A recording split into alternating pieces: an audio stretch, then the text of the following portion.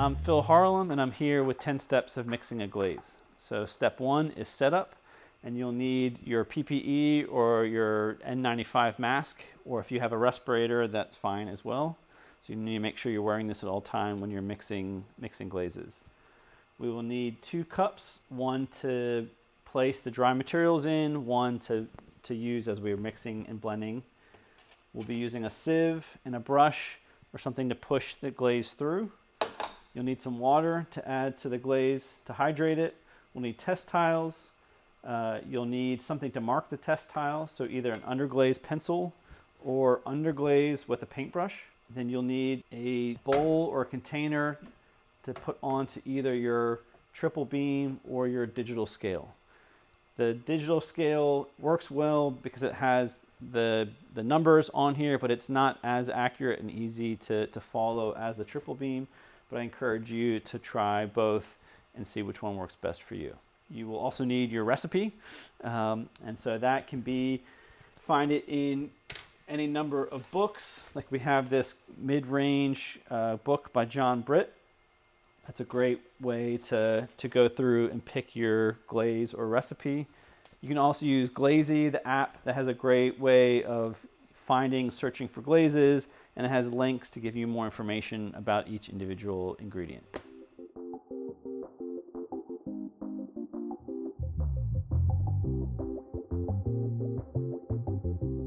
Step 2, measure out each material and place in the same cup. Again, you could use the triple beam or the digital scale. To use the triple beam, we want to make sure that the container we have on here is zeroed out, and we want to start with it balanced on 0. So you can adjust this slider on the back until it matches the weight of the bowl. Then you want to adjust these sliders to equal the amount of grams that you have in your recipe. Each recipe is a 100-gram batch, so there's a number that's next to each recipe. So the recipe will be listed with the ingredient with a number next to it. So all you need to do is set your scale to that amount of glaze for our test glazes. So obviously this is a ratio, so you can increase that amount depending on how much your glaze you're doing. But if you're testing, all of these should add up to about 100 grams. So let's measure out EPK, or Edgar Plastic Kaolin. So it says 4.9. So all of these are on 0, 0, and then I'm going to slide this to 4. Then I could go 1, 2, 3, 4, 5, 6, 7, 8, 9. So that would be 4.9. So then I'm going to find the ingredient in the bins, and this is EPK, or Edgar Plastic Kaolin. Each bin has a scoop, and I know I'm measuring almost 5 grams, 4.9, so I don't need that much material, but you'll get a better sense of that as you're working. So then I can tap or gently scoop the material, and you'll see that as I'm adding it, the triple beam will move up, and we want to get it resting on 0. So just a little bit at a time, or I can tap.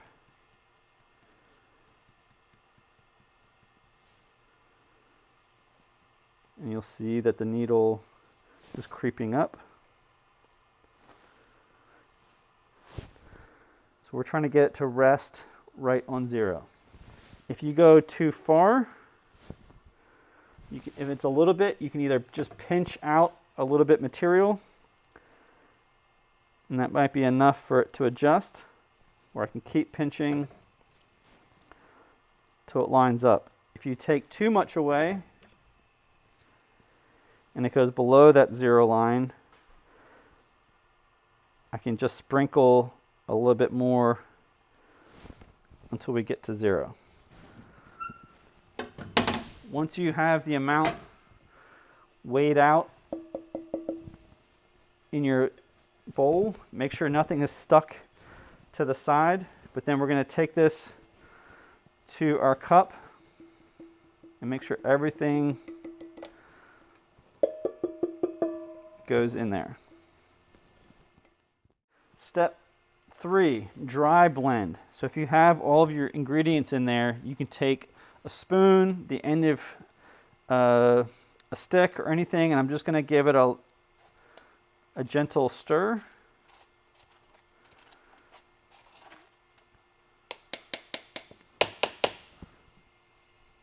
And that's just a dry blend or a pre-mix. Step 4, I'm going to add about 2 ounces of water into the bottom of the cup. And with these, like a solo cup or these plastic cups, just below that first line is actually 2 ounces. These lines actually come with a measurement in the cup. So if we can kind of see, it's not too much. It's easier to put a little bit more water in than to have too much. So we want to start with a little bit less. Step 5, pour the dry mixture into the cup with the water. So I have the amount of material that I've measured. I want to gently tap all of that material in. I like to put the other cup on top to capture any of that silica dust, that clay that's in the air. It's important to be wearing your mask and to being as gentle as possible. We don't want to breathe this stuff in. It can cause silicosis or scarring of the lungs, reduce your lungs' ability to process oxygen. So this happens over prolonged exposure, so we want to just make sure that we're being safe and healthy. Step 6, allow the glaze to sit and hydrate for a couple of minutes. 2, 3, 5 minutes, depending on the volume of glaze that you're mixing. This allows it to hydrate, to get wet, and it makes the next step easier to perform.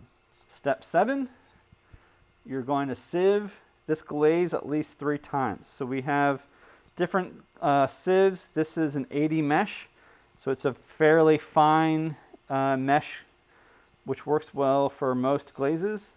And basically this is going to places inside nicely into the cup, and then the cup that has the hydrated glaze gets poured directly into that. And you'll see there can be sort of chunks. So there's some of that you can see the glaze that hasn't hydrated. The longer I let it sit before I sieve, the easier this step is. But what this allows us to do with the brush is push all that material through the sieve so that it's thoroughly mixed and hydrated. So that's once. And I can give it a bit of stir in between. Make sure I'm scraping any bits of glaze and material from the side of the cup. I'm going to push that through. Sometimes if you lift it out a little bit, it prevents some suction from happening, lets the glaze move through more easily. Again, make sure everything's thoroughly incorporated. You can give it a stir in between sieves.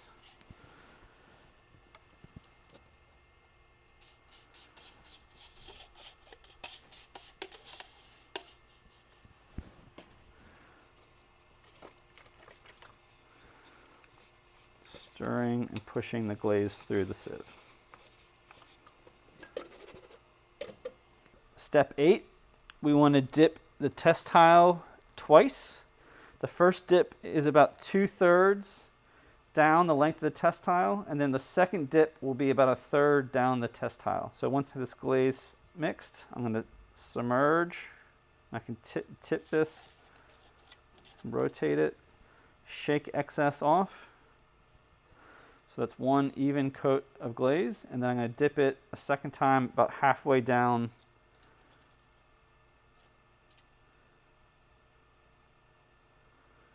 So you should see 2 clear lines of glaze. So this basically simulates a single dip and a double dip, so we can get the information about the different thicknesses of glaze and how it is affected in different applications. Step 9, mark your test tiles, and you need to have the glaze recipe, the cone temperature that you're firing to, and the atmosphere. And I can do that again with an underglaze pencil or by painting it with an underglaze and a paintbrush.